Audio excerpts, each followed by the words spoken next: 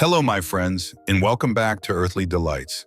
If you love growing food at home, if you get excited over rich soil, strong roots, and simple methods that actually work, then today's story is for you. And if you've ever stood in your garden looking at a weak, disappointing crop and quietly wondered, what am I missing? You are in exactly the right place. Let me tell you something I wish I had learned much earlier. For years, I grew peas the way most gardeners are told to grow them. I followed the seed packet, kept my rows neat, spaced every seed carefully, and trusted that if I did everything correctly, the harvest would take care of itself. On paper, it looked right. In the garden, it was another story. By the end of spring, I was always doing the same miserable job, bent over, picking a handful of pods from vines that looked tired long before their time. The plants stayed thin, the rows never filled in the way I hoped, and before summer had fully settled in, mildew would start creeping across the patch. After all that effort, the harvest was never terrible enough to call a failure, but never good enough to feel rewarding either. And that is where so many gardeners live for years. Maybe you're someone who gardens in a small backyard and wants every square foot to count. Maybe you're trying to grow more food without spending more money. Maybe you care about healthier soil, stronger plants, and old-fashioned methods that make sense in real life, not just in theory. Or maybe you simply want your garden to stop feeling like a struggle. I know that feeling well because I used to believe the problem was me. Then a few summers ago, I visited Lancaster County, Pennsylvania, where I saw something that completely changed the way I think about peas. I met an Amish grower named Sarah, a woman feeding a large family from a garden most people would consider far too small. And when I saw her pea planting, I stopped cold. It was not a tidy little row. It was a living wall, dense, vigorous, loaded with pods, and so productive it challenged everything I had been taught. What I saw in that garden was not luck, and it was not some expensive trick. It was a different way of working with the plant, with the soil, and with the natural habits that peas already have when we stop forcing them into methods that limit their potential.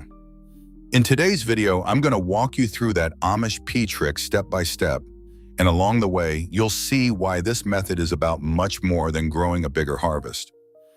It is really about learning when to guide nature and when to get out of its way. So settle in, because this one may change how you plant forever. And before we dig into the first step, make sure you subscribe to Earthly Delights so you don't miss the rest of this journey. Part 1. The Philosophy of Gelassenheit. Community over competition. Before we ever touch the soil, we need to change the way we think about the plant itself. Most modern gardeners are taught to see crops as individual performers, each one competing for light, water, space, and nutrition. But the Amish do not look at peas that way. They look at them as a community. There is a beautiful Pennsylvania Dutch word often used in Amish life, Gelassenheit. It carries the idea of yieldedness, of letting go, of allowing something larger than your own will to lead the way. And in the garden, that way of thinking changes everything. When Sarah saw how surprised I was by her dense wall of peas, she smiled and said something I never forgot. She told me, "You English want to control every plant. We let them do what they want to do together." Now that may sound simple, but it holds a deep kind of wisdom. And honestly, it applies far beyond the garden. How often do we try to manage every detail so tightly that we forget living things often do better with the right conditions than with constant control? What makes this even more fascinating is that science points in the same direction. Research out of Cornell has shown that peas planted at high density can respond through what is known as a legume root intercommunication effect. In plain language, these plants are not just crowding each other. They are interacting below the surface, cooperating through their root systems and through the microbial relationships that help them fix nitrogen. So when we stop treating the patch like a lineup of isolated plants and start seeing it as a living network, something shifts. By trusting the seed, trusting the structure, and allowing the planting to become what it naturally wants to become, we begin to unlock the real potential of the crop. And once you understand that principle, the next step makes a whole lot more sense. Body Part 2. Step 1. The lasagna soil prep, patience and layers. Step 1 actually starts long before spring planting. In a productive garden, the biggest results are often prepared months in advance. If you want heavy yields from a small footprint, you do not begin with the seed, you begin with the foundation. In Sarah's garden, the bed for peas is built in the fall, roughly 8 inches high and about 2 feet wide. But instead of tilling everything together and forcing the soil into shape, they build it in layers, almost like a rich garden lasagna. The mix is simple and practical. 1/3 aged horse manure that has rested at least a year, 1/3 finished compost, and 1/3 native topsoil. Those layers are added, arranged, and then left alone.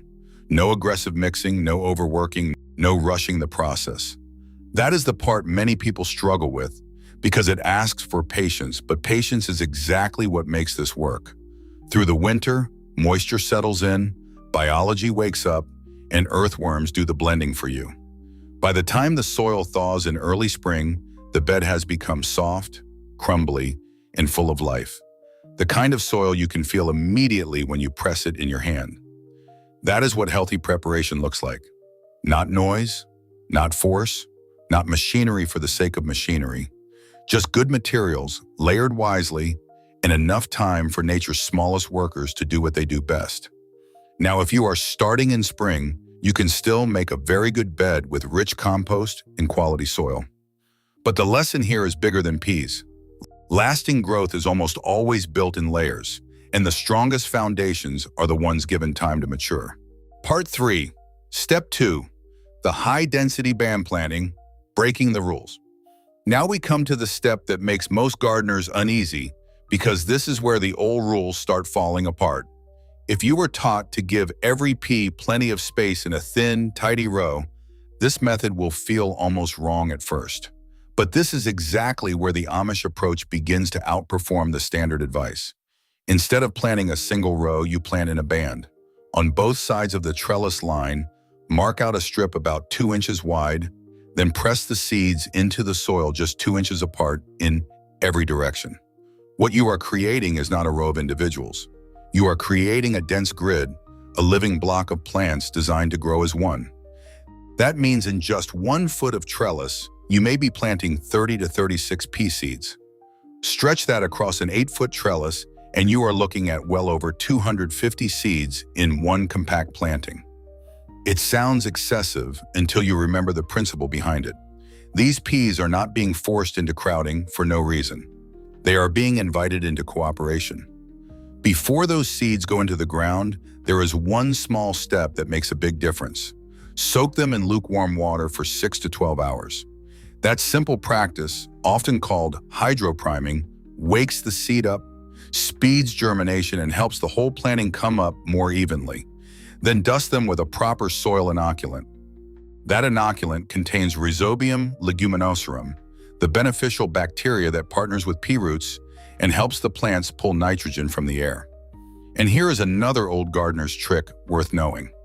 After planting, gently firm the soil over the seed zone. Some growers call it the hammer planting method. You are not pounding the seeds or compacting the bed hard. You are simply making sure the seed has firm, reliable contact with the soil around it, which can make a real difference with peas, especially when germination tends to be uneven. Once these plants come up together, the system begins to support itself. The leaf canopy helps shade the soil, which keeps the root zone cooler and slows weed growth. The plants brace one another, hold moisture better, and begin behaving less like separate stems and more like a small green community. And that is exactly what sets up the next step. Body part 4, Step 3, reaching for the sky, building the right trellis. This is the point where many gardeners, myself included for years, make a costly mistake. We give the peas a powerful planting system, and then we support them with a weak little trellis. If the structure is too short or too flimsy, the plants can never fully express the vigor you built into the bed. When peas are planted this densely, they respond by reaching upward for light. In that environment, they often grow far taller than widely spaced plants. So if your trellis tops out at 3 feet, you are limiting the crop before the season really begins. A short trellis does not just shorten the vine, it can cut deeply into your yield. The solution is simple. Build upward with intention. Give them a trellis that is 5, even 6 feet tall. The Amish often use sturdy posts set firmly into the ground, then weave untreated jute twine and small twigs into a climbing grid with openings around 4 inches wide. You can create the same effect with hog wire or cattle panels if that is what you have available. Peas are remarkable climbers when you respect how they grow. Their tendrils are built to search, wrap, and hold. Give them a structure with enough height and texture, and they will do the rest with very little help from you. And here's the part that surprises people most. Many gardeners hear dense planting and immediately think disease. But when this thick wall of peas is lifted high into the air instead of sprawling low across damp ground, airflow improves dramatically. The foliage dries faster, the vines stay cleaner, and the crop is less exposed to soil splash. In fact, vertically trellised peas have been shown to suffer far less foliar disease, including powdery mildew, than plants left to tangle near the ground. Sometimes the answer is not to spread everything farther apart. Sometimes the answer is to lift the whole system higher. And once that trellis is in place, the next decision becomes just as important: choosing the right variety to climb it. Part 5. Step 4. Choosing the right heritage. Variety selection. Now that the bed is built and the trellis is ready, we come to a step that many gardeners underestimate: choosing the right seed. And if you want this method to perform the way it should, variety matters far more than most people think. A lot of modern pea varieties were bred for large-scale production, for uniform growth, and for mechanical harvest on commercial farms. Many of the dwarf and bush types are convenient in certain settings, but in a dense planting like this, they often do not respond with the same vigor. They were selected for efficiency, not for the kind of close, vertical, cottage-style growing we are building here. That is why Sarah looks backward, not forward, when she chooses her peas. Her main shelling variety is an heirloom called tall telephone, also known as alderman. It dates back to the late 1800s and was developed for serious garden growing, not industrial fields. Given the right support, those vines can reach 6 feet with ease. She also mixes in a dependable sugar snap called Cascadia, and other strong heirloom choices include Lincoln and Green Arrow. This is more than a practical decision. Heirloom seeds carry memory. They have been selected, saved, and passed from one pair of hands to another across generations. Over time, they become not only flavorful, but deeply reliable, often better adapted to real gardens and real growers than many modern replacements. When you plant an heirloom, you are not just choosing a crop.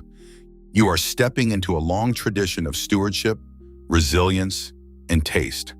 And for a method rooted in old wisdom, it makes perfect sense to begin with seeds that still remember where they came from. Of course, once the right peas are in the ground, your job is not finished.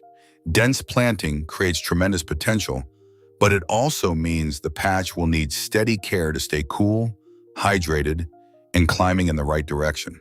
Body part 6, step 5 and 6, mulching, watering, and gentle guidance. This is the stage where we stop thinking only about planting and begin thinking about support. Because when you place hundreds of pea plants into a small, highly productive space, you are creating a system that can give a lot. But it will also ask a lot in return, especially when it comes to moisture. As soon as the peas reach about 3 inches tall, mulch the base of the band with roughly 3 inches of clean straw. And yes, straw matters, not hay. Hay is full of seeds, and if you use it, you may spend the rest of the season pulling weeds you never intended to plant. That layer of straw does several important jobs at once. Peas are cool season plants, and they do not like hot soil. Their roots stay relatively shallow, so when the ground heats up and dries out, the plants feel it quickly. Straw acts like a protective blanket, keeping the root zone cooler and helping the soil hold the moisture those swelling pods will depend on. You will also need to water deeply, not a quick sprinkle across the top, but a real soaking that reaches down into the bed. In mild weather, that may mean twice a week. In a hot stretch, it may mean every other day. The goal is consistency, because sudden dryness followed by heavy watering can stress the plants just when they should be putting their energy into flowering and pod set. And then there is the human part of the system, the gentle guidance. As the vines begin to move, take a minute or two in the morning to guide early growers back toward the trellis. If one starts pulling too aggressively sideways into its neighbor, pinch or redirect it lightly. You do not need to dominate the patch. You just need to keep the energy moving upward. That, to me, is one of the most beautiful parts of this whole method. You create the structure, you meet the basic needs, and then, instead of forcing every move, you guide with a light hand and let the planting rise together. And once that living wall begins to flower, there is one final secret that can keep it producing far longer than most gardeners expect. Part 7, Grandmother Anna's Secret, the Evening Tea. Now, I told you there was a secret, and this is the moment where the whole method takes on an almost old-world kind of brilliance.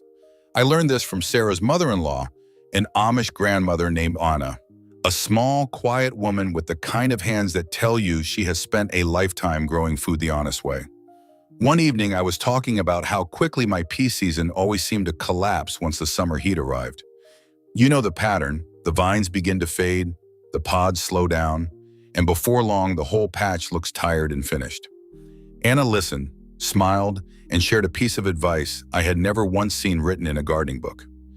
She told me that once her peas begin to flower, she takes a 5-gallon bucket of very cold well water once a week and pours it slowly along the base of the trellis in the late evening, after the heat of the day has passed, usually around 8 o'clock.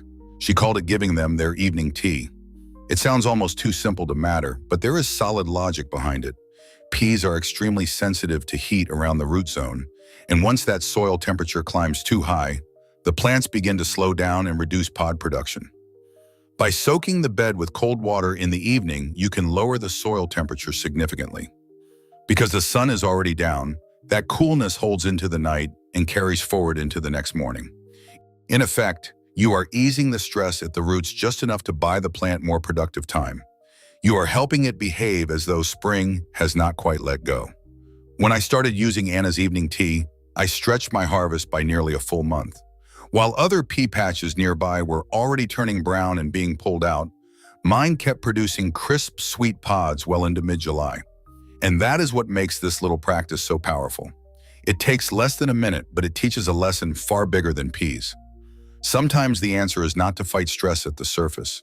Sometimes the real solution is to cool the roots. Conclusion.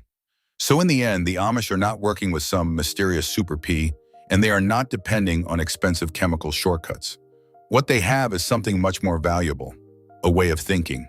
They build the soil well, they plant generously, they choose varieties with real character. They give the plants strong support, steady moisture, and the room to cooperate the way nature intended. And then they pay attention. That is why a tiny 2-square-foot space can produce what seems impossible at first glance. Growing 40 pounds of peas, or in extraordinary cases far more, is not a gimmick. It is what can happen when we stop fighting the plant, stop isolating every stem, and start working with the biology of the whole patch. And honestly, that lesson reaches beyond the garden. Imagine how much stronger life becomes when we stop viewing everything around us as competition. When roots share, when systems support, when structure lifts instead of restricts, growth becomes something larger than any one plant could manage alone. If this old wisdom gave you something useful today, make sure you subscribe to Earthly Delights and become part of this growing community. And down in the comments, tell me your gardening zone, the heirloom varieties you love most, or a lesson about the land that was passed down in your own family. Until next time, keep your hands in the dirt, keep your roots cool, and always leave room for a little Gelassenheit. Happy gardening, everyone.